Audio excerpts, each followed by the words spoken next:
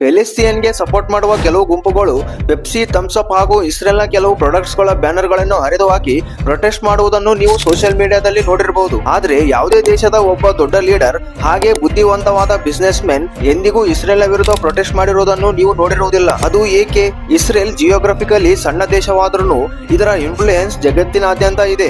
ಅದು ಹೇಗೆ ಅನ್ನೋದನ್ನ ಹೇಳ್ತಾ ಹೋಗ್ತೀನಿ. ಈ ವಿಡಿಯೋನ ಕೊನೆ ತನಕ ನೋಡ್ತಾ ಇರಿ. ರೀಸೆಂಟ್ ಆಗಿ ನೀವು ನ್ಯೂಸ್ ನಲ್ಲಿ ಕೇಳಿರಬಹುದು, ನೆದರ್ಲ್ಯಾಂಡ್ಸ್ ನಲ್ಲಿರುವ ಇಂಟರ್ನ್ಯಾಷನಲ್ ಕ್ರಿಮಿನಲ್ ಕೋರ್ಟ್ ಇಸ್ರೇಲ್ನ ಪ್ರೈಮ್ ಮಿನಿಸ್ಟರ್ ಆದ ಬೆಂಜಮಿನ್ ನೆತನ್ಯಾಹು ವಿರುದ್ಧ ಅರೆಸ್ಟ್ ವಾರೆಂಟ್ ಅನ್ನು ಇಶ್ಯೂ ಮಾಡಿದ್ದು. ಅದಕ್ಕೆ ಅಮೆರಿಕದ ಪ್ರೆಸಿಡೆಂಟ್, ನೀವು ಇಸ್ರೇಲ್ ವಿರುದ್ಧ ಏನಾದ್ರೂ ಹೇಳಿದ್ರೆ ನಿಮ್ಮ ಅಸೆಟ್ ಗಳನ್ನೆಲ್ಲ ಕ್ಯಾಪ್ಚರ್ ಮಾಡಿ ನಿಮ್ಮ ಮೇಲೆಯೇ ಸ್ಯಾಂಕ್ಷನ್ ಹಾಕುತ್ತೇವೆ ಎಂದು ಹೇಳಿದನು. ಇದೆಲ್ಲ ಹೇಗೆ ಅಂತ ತಿಳ್ಕೋಬೇಕಾದ್ರೆ, ಇಸ್ರೇಲ್ ನಲ್ಲಿ ಇರುವವರಿಗೆ ಜೂಯಿಶ್ ಅನ್ನುತ್ತಾರೆ.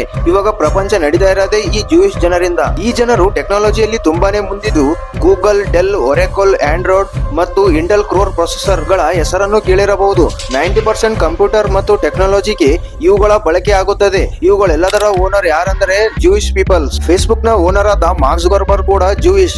ಅಷ್ಟೇ ಅಲ್ಲದೆ Instagram, WhatsApp, Messenger, ChatGPT ಕೂಡ ಜೂಯಿಶ್ ಜನರದೇ. ಒಬ್ಬ ವ್ಯಕ್ತಿ ಯೂಟ್ಯೂಬ್ ಅಲ್ಲಿ ಇಸ್ರೇಲಿ ಪ್ರಾಡಕ್ಟ್ಸ್ ಗಳನ್ನು ಯೂಸ್ ಮಾಡಬೇಡಿ ಅಂತ ವಿಡಿಯೋ ಮಾಡಿದ್ದ. ಆದ್ರೆ ಆತನಿಗೇನು ಗೊತ್ತು, ಯೂಟ್ಯೂಬ್ ಕೂಡ ಜೂಯಿಶ್ ಜನರದೇ ಅಂತ. ಹಾಗೆ ಇಡೀ ಪ್ರಪಂಚದ ಬಿಸಿನೆಸ್ ನಲ್ಲಿಯೂ ಈ ಜನರು ತುಂಬಾ ಇಂಪಾರ್ಟೆಂಟ್ ಪೊಸಿಷನ್ ನಲ್ಲಿದ್ದಾರೆ. ಇದರಿಂದಲೇ 57 ಮುಸ್ಲಿಂ ದೇಶಗಳಿದ್ದರೂ ಯಾವ ದೇಶವೂ ಡೈರೆಕ್ಟ್ ಆಗಿ ಗಾಜಾಗೆ ಸಪೋರ್ಟ್ ಮಾಡಲಿಲ್ಲ.